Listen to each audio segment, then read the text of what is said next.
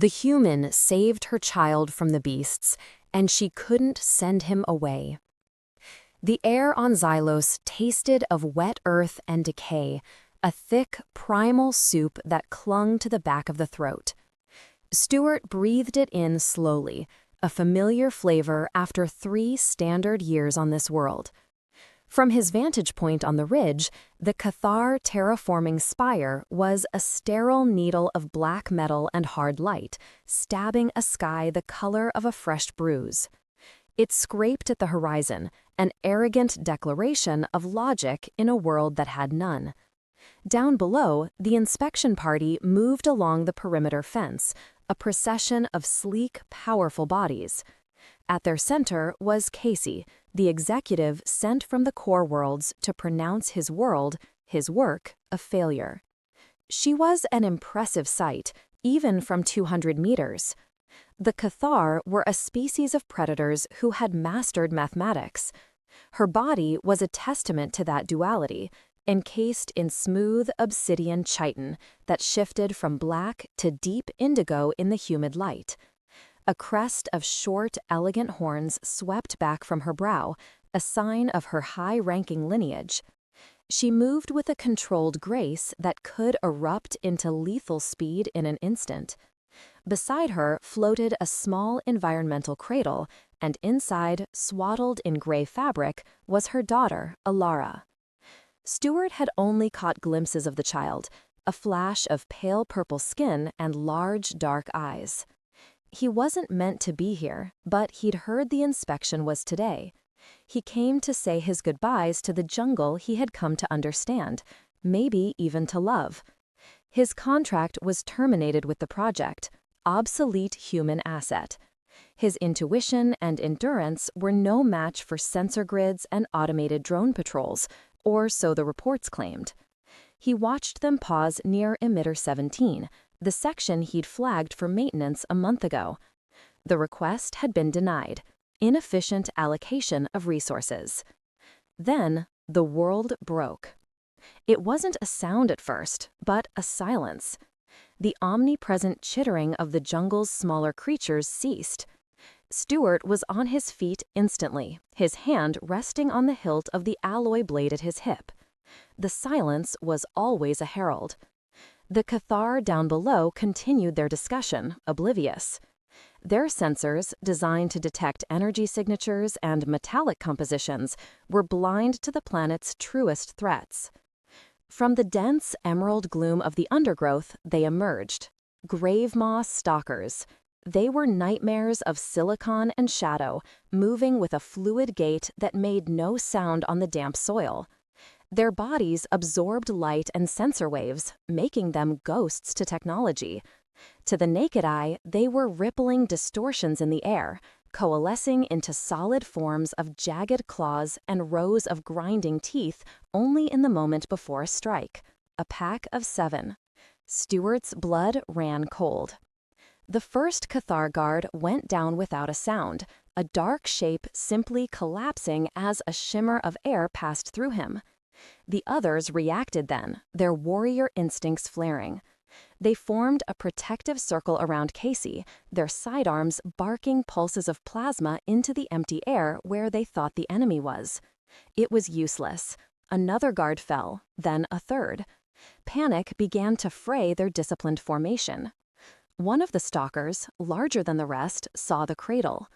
It detached from the pack, its form flickering as it moved with terrifying speed. It was a blur of hunger and death. Kasey screamed, a raw, primal sound of absolute terror that cut through the plasma fire.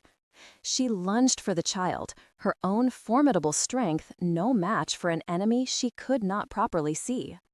Stewart was already moving. He didn't run, he flowed down the ridge, his worn boots finding purchase in the mud and vines as if they were part of him. He unhooked a flare from his belt, struck the igniter, and threw it with a smooth, powerful motion. It landed directly in the stalker's path and erupted in a blinding torrent of magnesium fire. The creature shrieked, a high-frequency sound that grated on the teeth. Its stealth was its greatest weapon. It hated the light, the heat.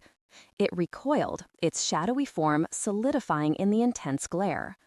That was all the opening Stewart needed. He drew his blade and slammed into the creature's flank. The stalker was all sharp angles and unyielding hide, but he knew the weak points. He drove his blade into the articulated joint of his forelimb, severing the limb in a spray of viscous, colorless fluid. The beast twisted, its massive head striking him in the chest, and he felt ribs crack. Air exploded from his lungs. He ignored the pain, planting his feet and using the beast's momentum to swing around, bringing his knife up and under its jaw. He put all his weight into the thrust. The blade sank deep. The creature spasmed and fell, its immense weight pinning him for a moment before it dissolved into a pile of inert gray dust. He kicked himself free, gasping for breath, the world swimming in a haze of pain. The other stalkers, unnerved by the fire and the death of their alpha, faded back into the jungle. Silence returned, thick and heavy. Stewart looked up.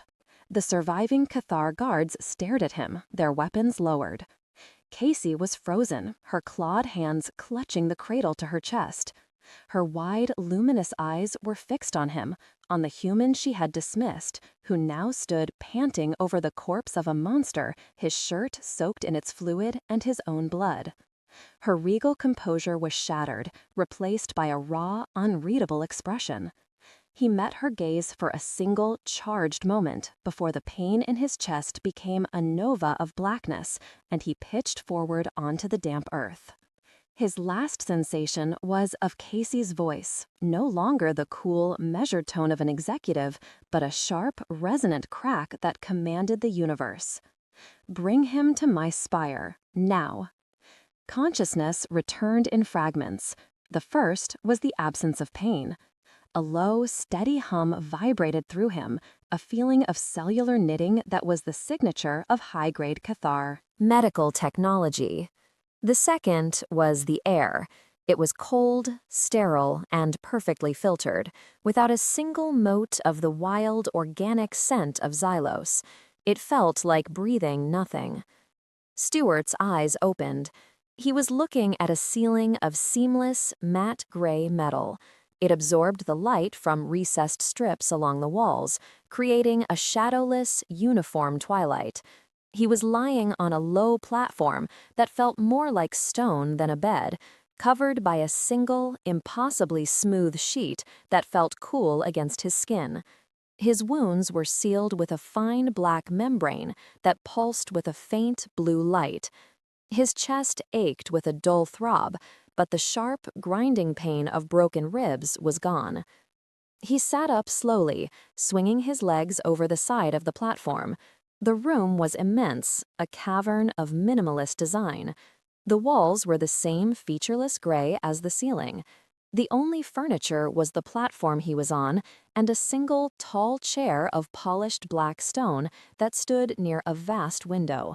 Beyond the window, the jungle canopy stretched out for miles, a rumpled green blanket under the alien sky. But here, inside, there was no sign of life. No art, no decorations, no personal effects. It was less a room than a statement of absolute control, a cage of glass and steel. Your core temperature is elevated, your heart rate is erratic. The voice was calm and resonant, coming from the direction of the chair. Kasey was sitting there, her form almost lost in the shadows.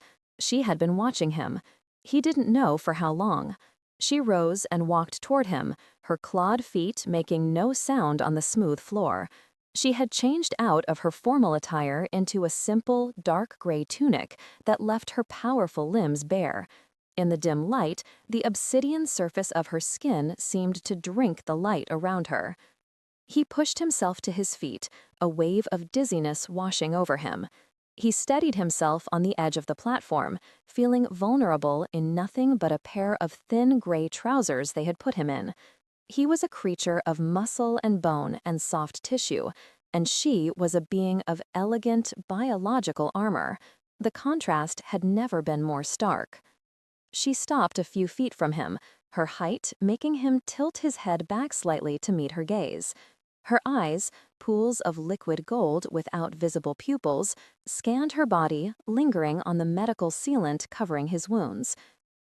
The auto doc has repaired the primary damage: 3 fractured ribs, severe tissue damage to the pectoral and intercostal muscles. The stalker's claws carry a paralytic agent, but your human physiology metabolized it with remarkable speed, she stated. Her tone was that of a scientist delivering a report. There was no gratitude, no emotion at all. It was a recitation of facts. "Where are my clothes?" he asked. His voice was a rough rasp. "Decontaminated and destroyed. They were saturated with foreign microbes," she replied without inflection. Stewart looked around the empty room again. He was a prisoner. A patient, perhaps, but the effect was the same. He was entirely at her mercy, in an environment she controlled completely. He could smell nothing but filtered air and the faint, clean scent that came from her, something like cold stone after a rain. He could feel the low thrum of the spire's power systems through the soles of his feet. All his senses were telling him he was out of his element, a wild thing brought indoors. Kasey took another step closer. She tilted her head, a slow, reptilian gesture of curiosity. Her golden eyes traced the lines of his body, the shape of his shoulders, the muscles in his arms, the texture of his skin. It was not a sensual gaze, not yet, but it was intensely focused. He was a biological anomaly to her, a puzzle her logic was struggling to solve. How could this soft, fragile creature have succeeded where her own kind, her elite guards, had failed so catastrophically? He stood up slowly, meeting her analytical stare with a steady one of his own. His heart rate, as she had noted, was not steady. It hammered a hard, fast rhythm against his newly mended ribs. It was not from fear. It was from the proximity of the predator who now owed him her daughter's life. The air between them grew thick with unspoken things, a heavy silence in a room already devoid of sound. "Your species is remarkably resilient." Kasey's statement hung in the sterile air. It was an observation, not a compliment. "We have to be," Stewart said, his voice still rough. "Our worlds are not as forgiving as yours." She considered this, her golden eyes unwavering. "By every metric, you should not have survived. The alpha stalker's mass was 4 times your own. Its hide is resistant to all but dedicated plasma fire. You possessed only a primitive sharpened tool." "I knew where to cut," he replied simply. "Your guards were shooting at shadows. I was fighting the beast." A flicker of something, annoyance perhaps, crossed her features. It was a minute tightening of the muscles around her jaw. She was not accustomed to being contradicted. "The corporation is grateful. Your contract was to be terminated. It will be amended. You will be compensated generously. Name your price." There it was, the transaction, the neat, logical box she wanted to put this in so her world would make sense again. Pay the debt, close the file. Stewart felt a surge of anger, cold and sharp. He had not bled and nearly died for compensation. "I don't want your money," he said, his voice low. "All beings have a price," she countered, a hint of condescension in her tone. "Name it. A ship? Off-world property? A stake in a new colonial venture?" "I want to know why Emitter 17 failed," he said, cutting her off. "I filed a maintenance request for it a month ago. It was flagged as non-essential." Kasey's expression hardened. This was not part of the transaction. This was an accusation. The project's resource allocation is managed by an efficiency algorithm. It deemed the emitter's power fluctuations within acceptable parameters. "Acceptable enough for a pack of grave moths to walk right through?" he shot back. He took a step toward her, closing the distance. The cool air of the room suddenly felt warmer. "That wasn't a random failure. I want to see the logs." She stared at him, her regal composure warring with a new, uncertain emotion. He was pushing back, refusing to play his assigned role. He was not a grateful subordinate. He was an equal, demanding answers. The moment stretched, the silence thick with the hum of the spire. "You are not in a position to make demands," she said, her voice dangerously quiet. "Then I guess you'll have to find another soft-bodied primitive to save your child the next time your algorithms fail," he said. The words were a calculated risk, but he saw them land. Her eyes widened almost imperceptibly. A nerve had been struck.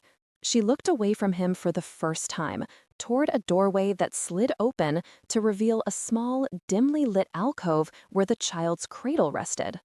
The fierce, maternal terror he had seen on her face in the jungle flickered in her eyes again. When she looked back at him, the executive was gone, replaced by the mother. "The medical sealant on your chest requires a new application of nutrient gel," she said, her voice strained, changing the subject abruptly. "The autodoc is calibrated for the Cathar genome. It would be imprecise." She gestured toward the platform. Stewart hesitated, then sat down, his anger receding, replaced by a tense awareness. She retrieved a small metallic canister from a recess in the wall. It hissed as she opened it, releasing a clear, thick gel. She knelt before him. The gesture was one of servitude, yet she radiated power. She began to peel back the old sealant with her long, elegant fingers. Her claws, which could tear through steel plating, were impossibly gentle as they worked at the edges of the dressing. He watched her hands, the contrast of her dark, hard skin against his own. Her fingers brushed against his uninjured skin. A jolt, sharp and unexpected, shot through him. He saw her hand pause for a fraction of a second. She felt it too. She began to apply the cool gel, her touch slow and methodical, but the air between them was no longer sterile. It was charged with the heat of his body, the scent of his skin, and the undeniable, terrifying intimacy of her touch. He could feel the fine tremors in her hand, and he knew that for all her logic and control, she was just as affected by this proximity as he was. "Very well," Kasey said, her voice tight. "You will have your logs." The decision felt like a surrender, and they both knew it. She had finished tending to his wound, the act performed in a silence that was more charged than any conversation. Now she stood and walked to the far wall. A section of the gray surface became translucent, displaying a complex interface of flowing Cathar script and data streams. She beckoned him over. "This is the central security feed for the perimeter," she explained, her tone once again all business, a shield against the intimacy of the moment before. "As you can see, emitter 17 suffered a cascading power failure at 1432 standard. The system diagnostics show a critical overload in the primary conduit." Stewart leaned closer, his bare shoulder almost brushing her arm. He ignored the flowing charts and energy graphs. "That's the what. I want the why. Show me the maintenance rosters for the last rotation, and the technician assignments." Kasey's fingers, tipped with their formidable claws, moved deftly across the screen. She brought up the requested files. It was a list of names, all Cathar. He scanned them, his eyes narrowed in concentration. "Cross-reference their work assignments with their corporate affiliations," he said. "Corporate affiliations?" she asked, a hint of disdain in her tone. "We are all employees of the syndicate." "Everyone has loyalties," Stewart replied, "and everyone has rivals." A new screen appeared, showing portraits and profiles next to the names. One stood out, a Cathar technician named Vorlag. His direct supervisor was listed, and that supervisor's divisional head was a name Stewart had seen in the project briefings. It was Kasey's rival, a male Cathar executive known for his ambition and his public opposition to the Xylos project. "Vorlag," Stewart said, tapping the screen. "He serviced the emitter 3 cycles ago. What's his current status?" Kasey accessed another file. "He filed for an emergency leave of absence yesterday morning, citing familial illness. He departed on the 8 o'clock freighter. Convenient, Stewart muttered. Can you access the emitter's internal subroutines? Not the power diagnostics, the raw code. I want to see if anything was uploaded to it. Kasey's eyes narrowed. It was a deep, unconventional search, the kind of thing a data-driven Cathar would never think to do. They looked for system errors, not for deliberate, hidden malice. With a few sharp commands, she bypassed the system's surface layers, diving deep into the machine code. The screen filled with dense, alien text. For several minutes, she scanned it, her expression unreadable. Then she froze. There is an anomaly, she said slowly, a ghost file, encrypted and embedded within the diagnostic software. It's not part of the standard build. What does it do? Stewart asked, his voice low. It appears to be an audio file, very low frequency, below the audible range of most species, including ours. A cold dread began to seep into Stewart's bones.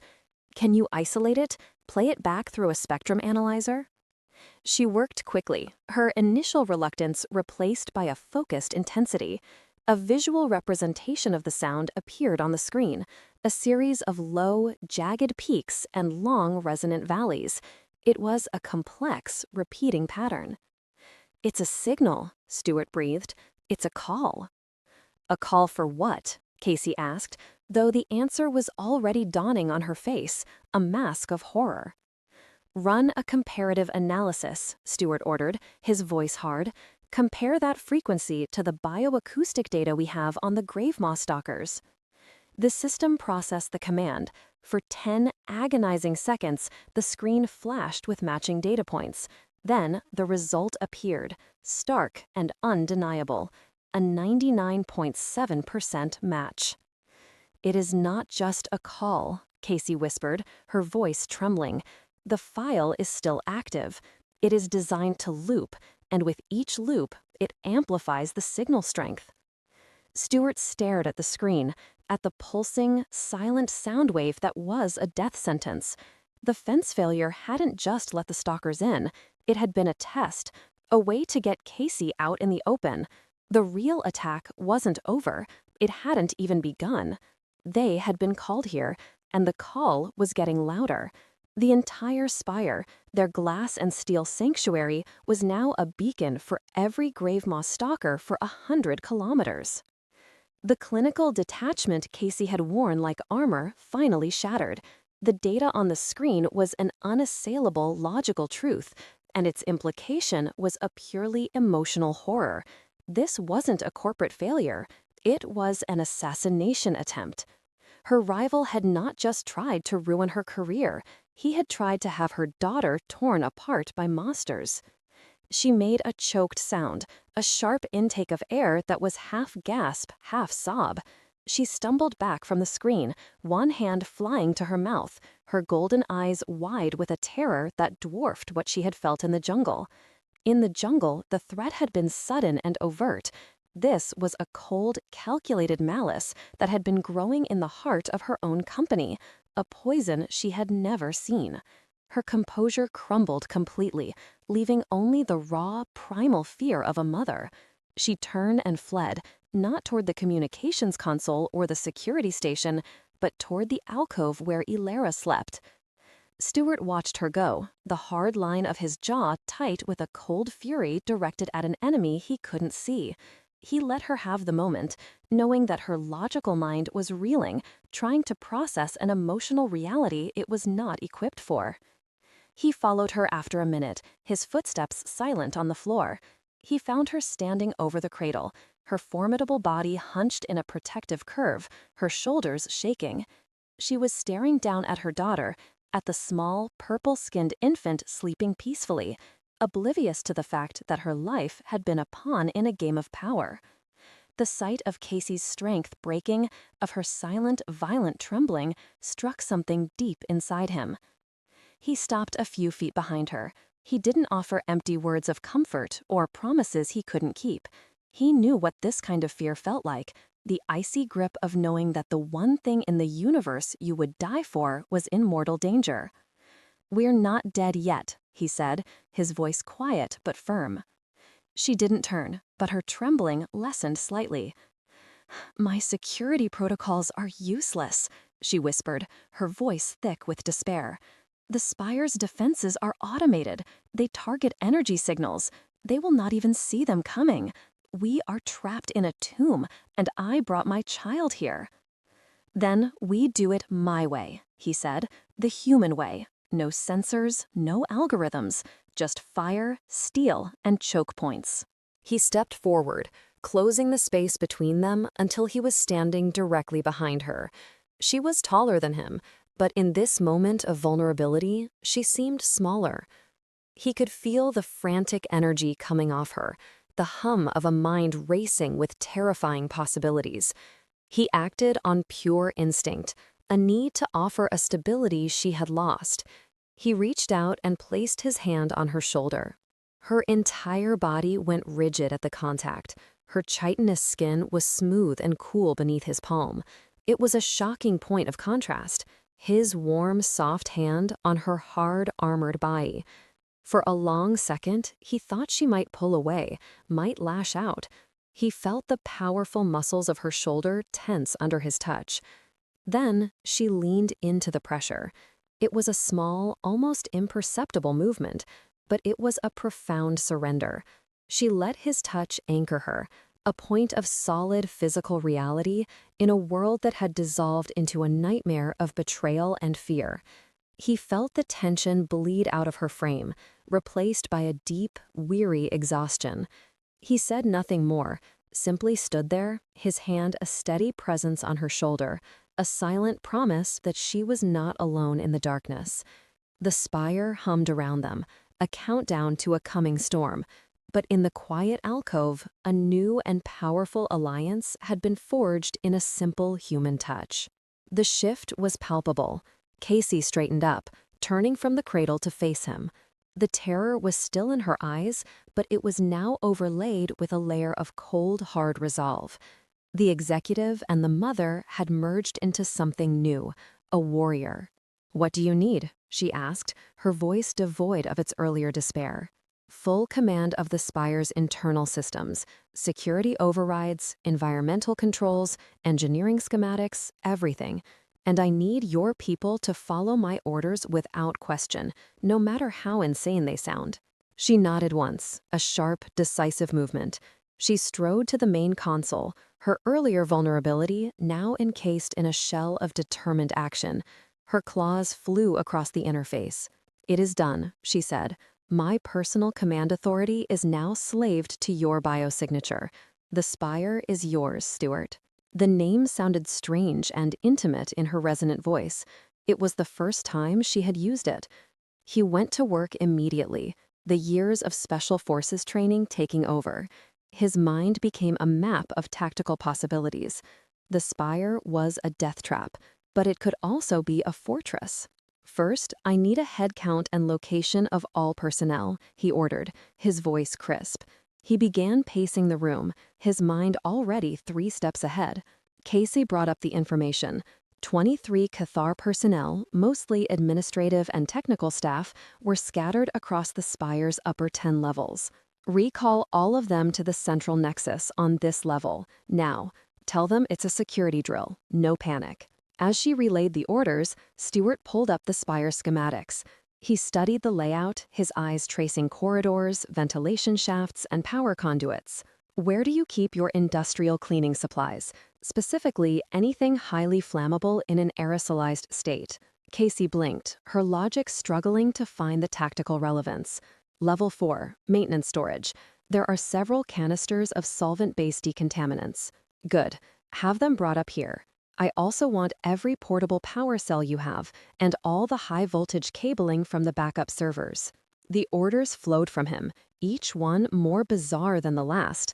The Cathar staff, arriving at the Nexus, looked on in stunned disbelief as their human guest began to orchestrate the disassembly of their pristine, orderly world. Kasey's security chief, a burly Cathar named KL, stepped forward to protest. "Ambassador, these actions are illogical. They compromise the spire's structural and system integrity. Our lockdown protocols are the only rational. Chief KL, Kasey cut him off, her voice like cracking ice. Your protocols failed. You will give Ranger Stewart whatever he requires, or I will have you stripped of your rank and confined to quarters. The chief recoiled as if struck, his deference to her authority absolute. He said no more. For the next hour, Stewart turned the spire's upper levels into a kill zone. He directed the terrified staff to stack heavy furniture, creating barricades in the wide open corridors. He had them rig the aerosol canisters in the main elevator shafts, turning them into incendiary chimneys.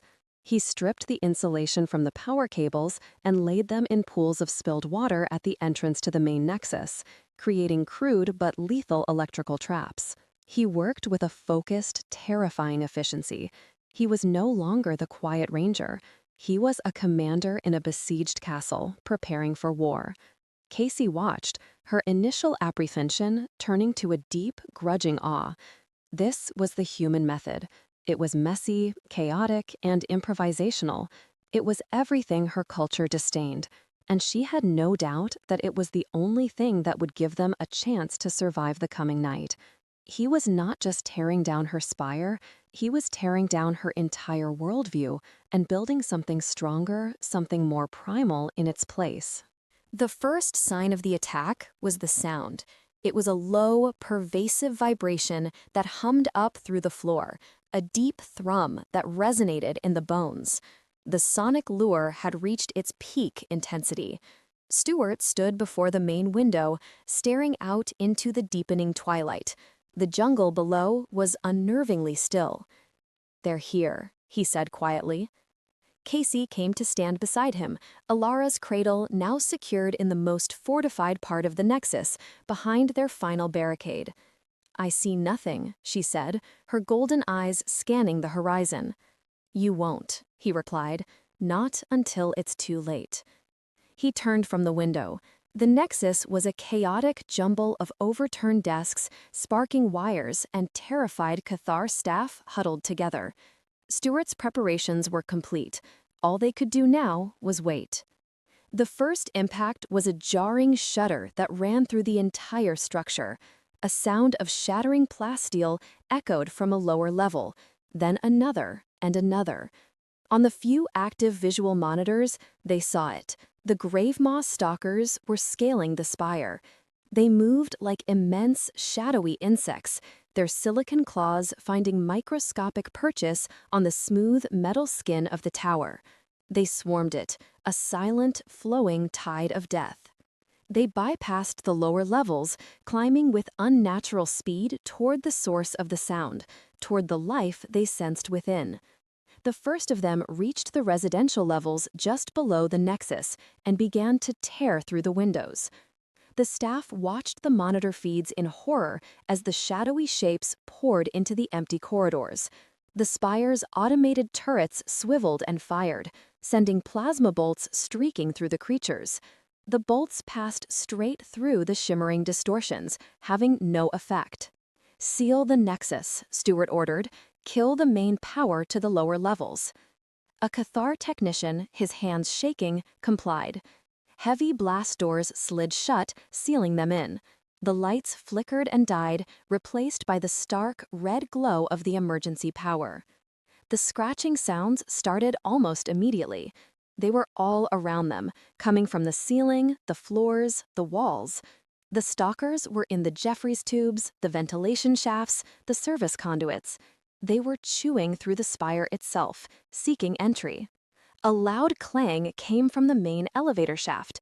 The beasts had found the most direct route. "Now," Stewart said into his comm unit, his voice perfectly calm.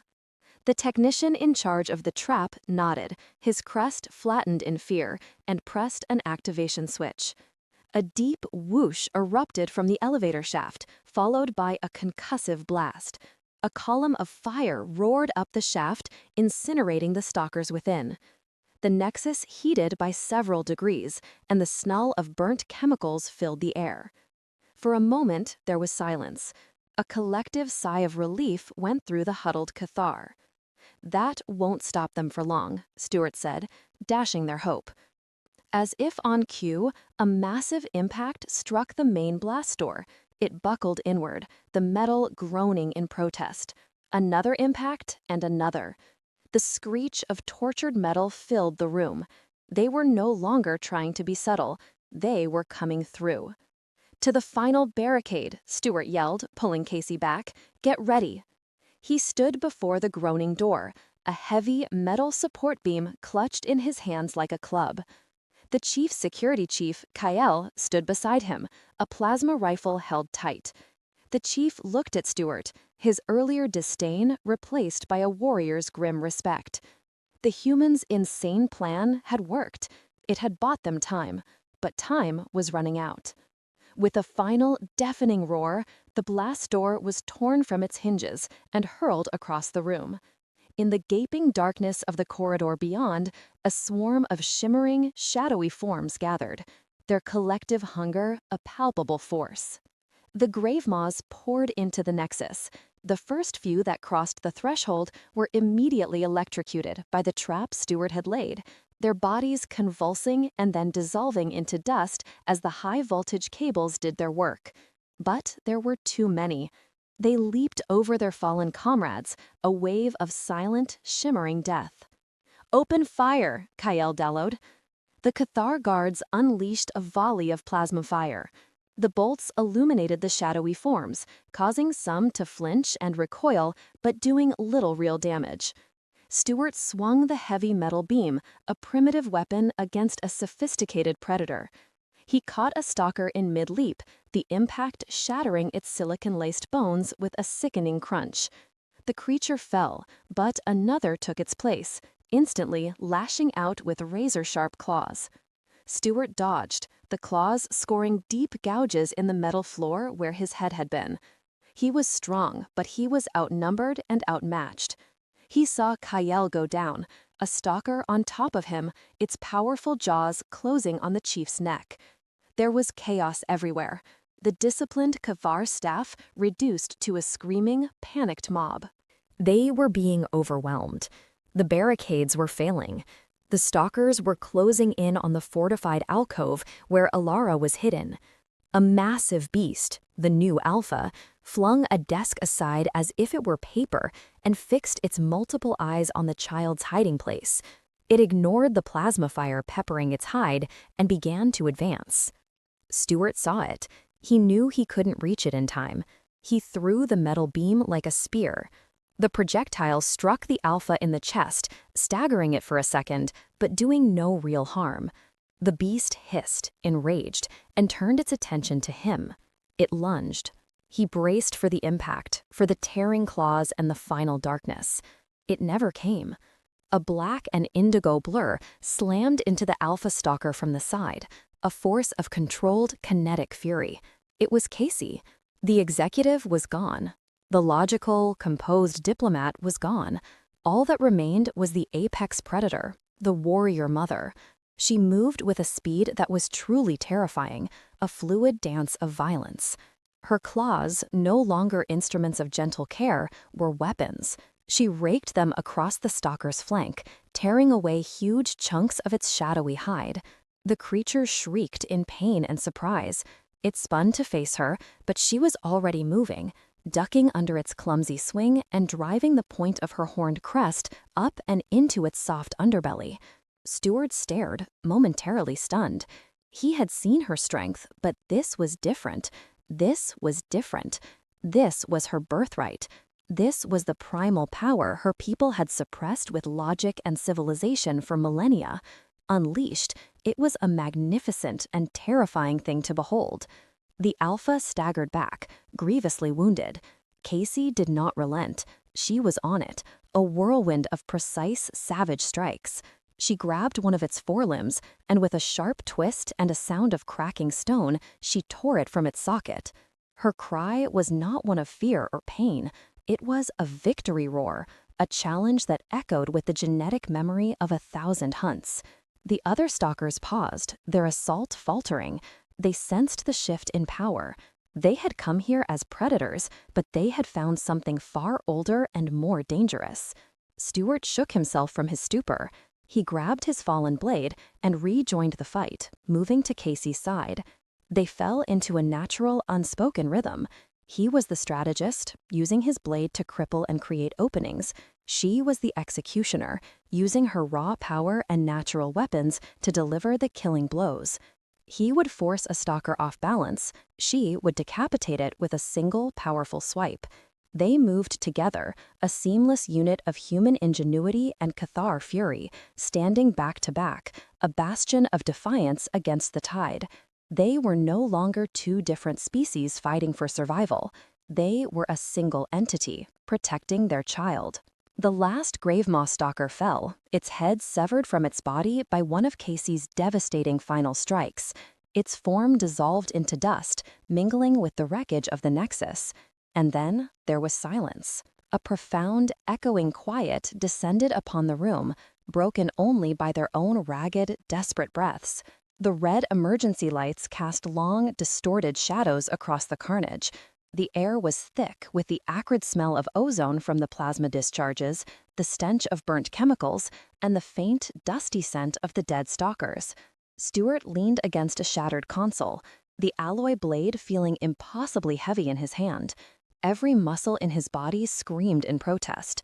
His newly healed ribs ached with a deep, throbbing rhythm. He looked across the room at Kasey.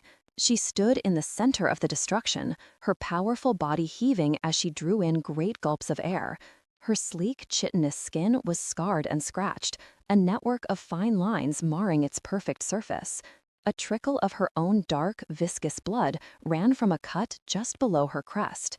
She looked less like an executive and more like a goddess of war, magnificent in her exhaustion and ferocity. Their eyes met across the ruined space. The distance was filled with everything that had just happened, a shared experience so intense it had burned away all pretense. There were no more roles. He was not her employee. She was not his protector. They were simply two survivors, bound by the blood they had spilled together. Slowly, she walked toward him, her movements stiff with fatigue.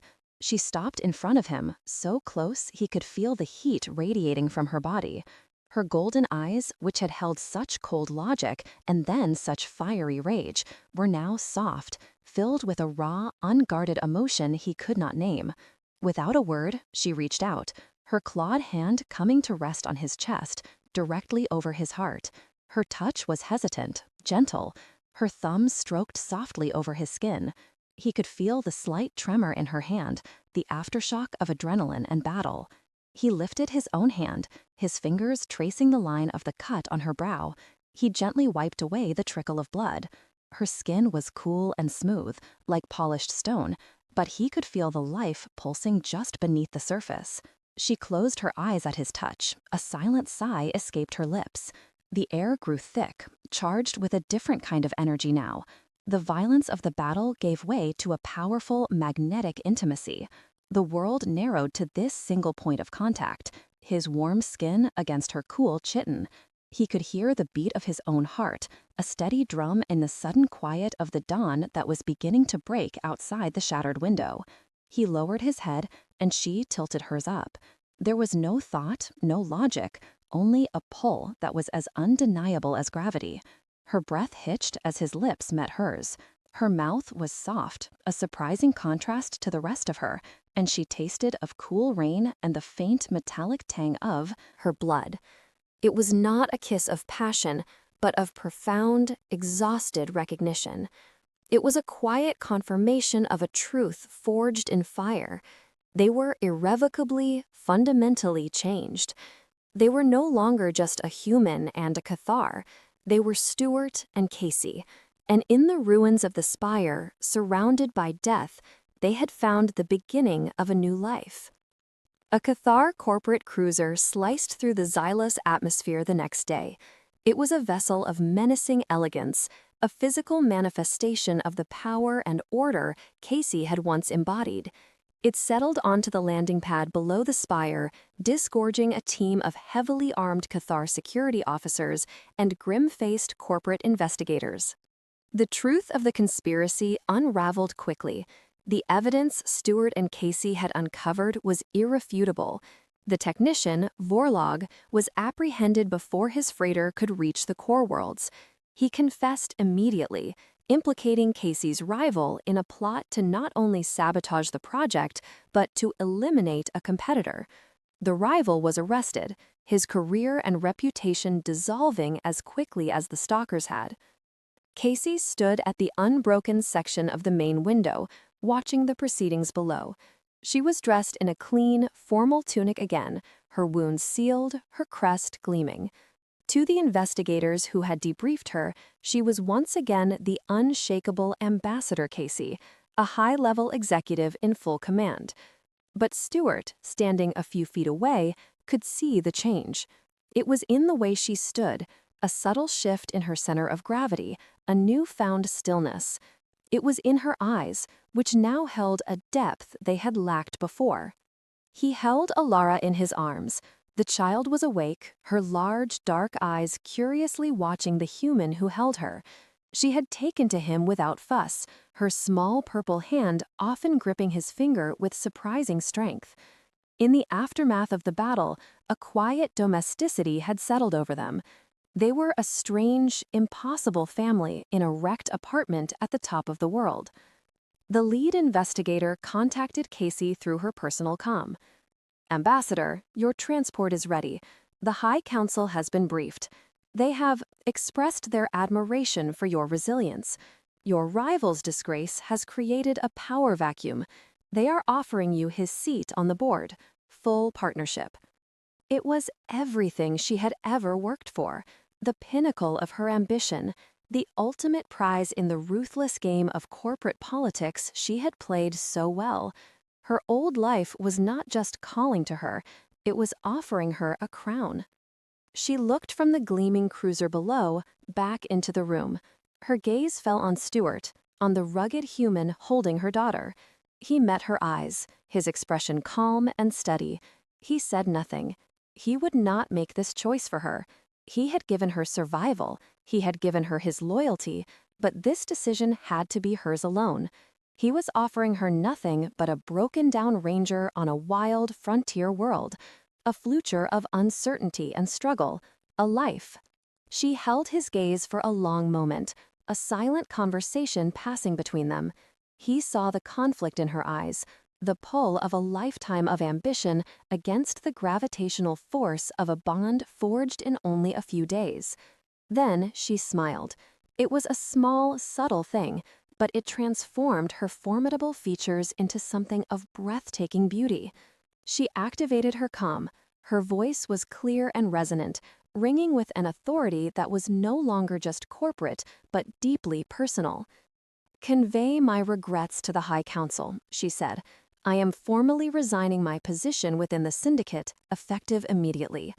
There was a stunned silence from the investigator.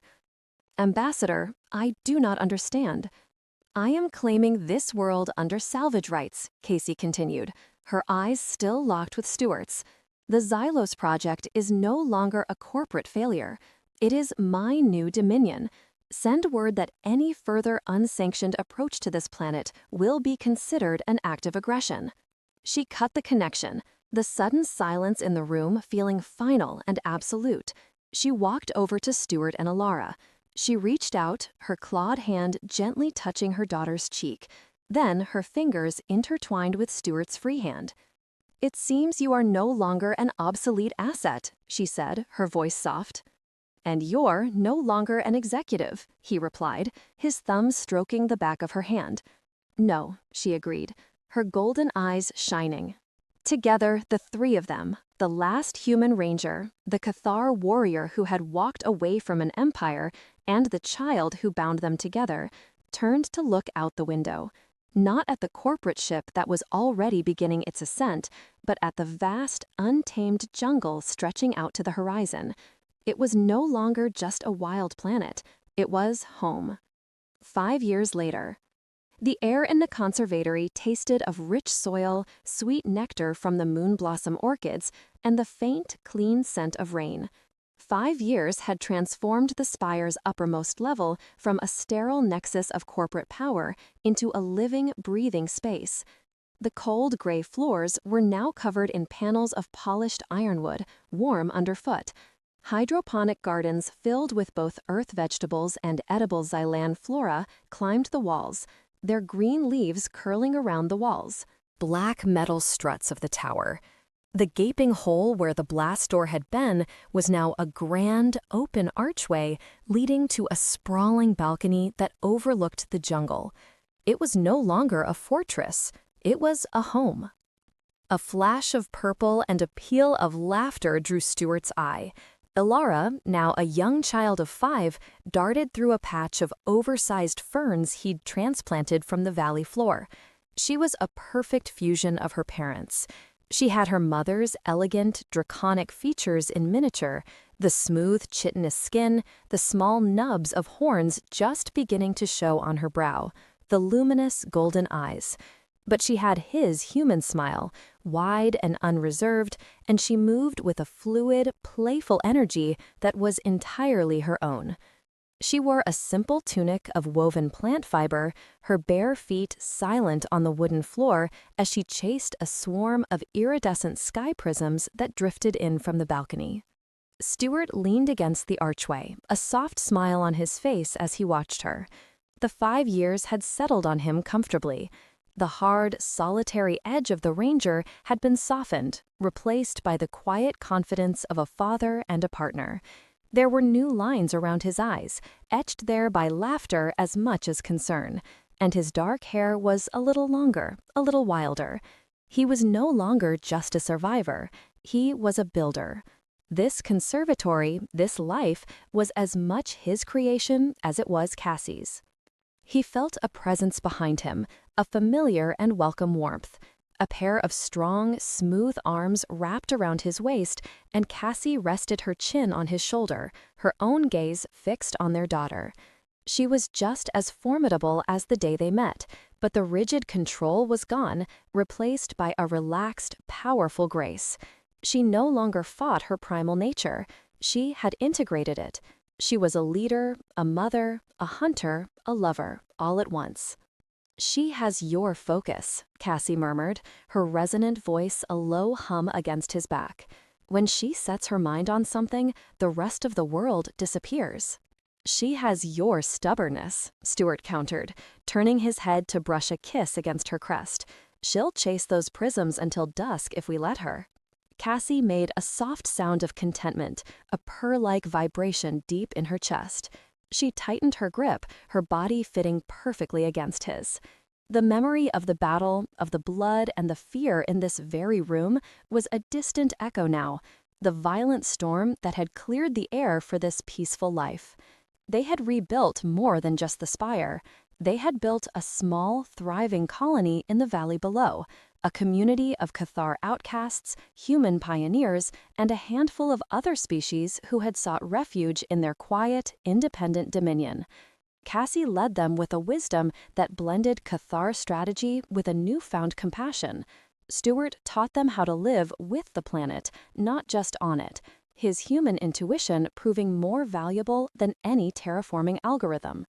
Ilara finally caught a prism, her small, clawed hands cupping it gently. She squealed in delight as it pulsed with soft, rainbow light against her purple skin. Then she opened her hands and let it fly free. She looked over at her parents, her golden eyes bright with triumph. "Did you see?" she called out, her voice a musical mix of human inflection and Cathar resonance. "We saw, little hunter," Stewart called back. Kasey unwrapped herself from him and walked out to meet their daughter. She knelt down, a gesture that still held a profound power, and smoothed a stray lock of dark hair from Ilara's brow. The love that flowed between them was a palpable thing, a quiet, fierce force that was the true foundation of this new world. Stewart walked over to join them, placing a hand on Kasey's shoulder. She looked up at him, her golden eyes filled with a deep, unwavering love that needed no words.